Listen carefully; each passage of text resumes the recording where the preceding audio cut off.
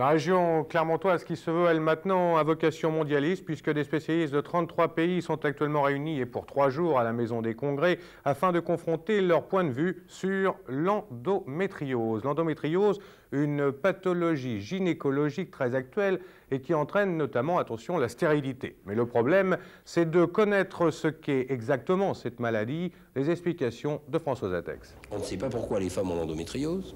On ne sait pas qu'est-ce qui les rend stériles quand elles ont l'endométriose, ou pas toujours. Et nos traitements sont à définir. Voilà donc la raison de ce rassemblement de spécialistes autour de cette pathologie dont l'apparition n'a pas d'explication claire. Et pourtant, les perturbations biologiques qu'elle entraîne sont multiples. Perturbations mécaniques, hormonales, immunitaires, biochimiques.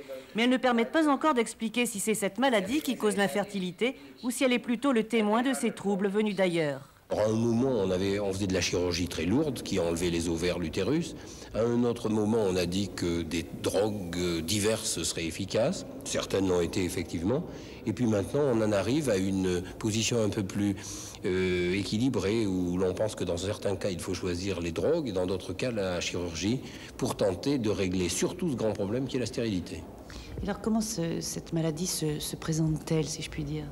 Effectivement, ça c'est la question importante, c'est que des fois ce sont des femmes qui viennent parce qu'elles ont des douleurs pelviennes, d'autres fois plus souvent parce qu'elles sont stériles, puis d'autres fois parce qu'elles n'ont rien, et c'est lorsque nous faisons la célioscopie que nous trouvons les grains d'endométriose, qui sont des petits kystes pleins de sang menstruel, puisqu'en fait il s'agit d'un morceau de muqueuse de l'utérus qui n'est pas à sa place, mais qui évolue comme évolue la muqueuse de l'endomètre, qui croît, qui pousse et puis qui saigne au moment des règles, mais qui n'a pas l'occasion de s'extérioriser, puisque c'est à l'intérieur de petits kystes.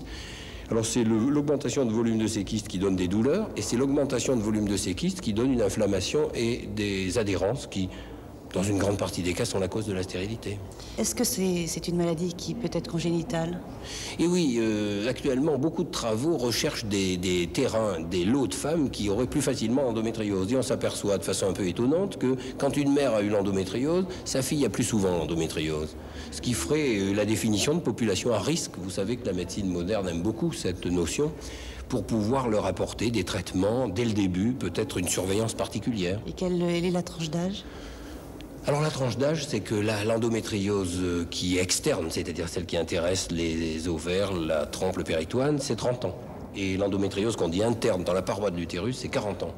Vous avez dit que c'était la maladie de la femme moderne? Ah, tout à fait de la femme moderne, car il semble bien qu'elle est plus fréquente maintenant qu'elle ne l'était avant. Et quel serait le phénomène qui se passerait?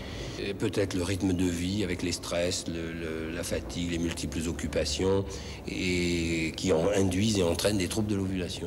Donc cette confrontation est importante à Clermont-Ferrand? Oui, très importante. Elle est importante en soi, parce que on voyait de tels avis divergents qu'il fallait rassembler les gens pour qu'ils échangent entre eux leurs sentiments et leurs idées. Et puis, bien sûr, importante pour Clermont-Ferrand, car ça se fait quand même au sein de l'université de Clermont-Ferrand, et c'est quand même important que des gens de 30 pays viennent travailler au sein de cette université.